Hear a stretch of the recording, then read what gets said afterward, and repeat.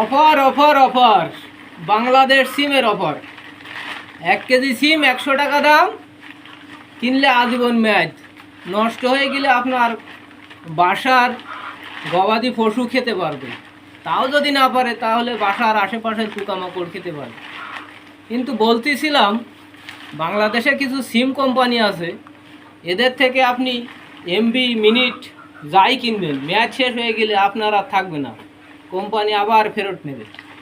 কেন এই অনিয়ম? তাদের কাছ থেকে একটা অফার কিনলে 30 দিন মেয়াদ শেষে যদি আপনার অর্ধেক এমবি মিনিট থেকে যায়, সেগুলো আবার তারা ফেরত নেয়। কিন্তু কেন?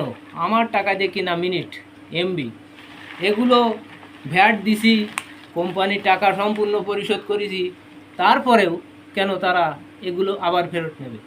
আমার টাকায় কিনা এমবি মিনিট, এগুলো মেয়াদ শেষ হয়ে যাক, কিন্তু এটা তো আমার থাকবে, কোম্পানি কেন ফেরত নেবে? এ ব্যাপারে সবাই প্রতিবাদ করবেন।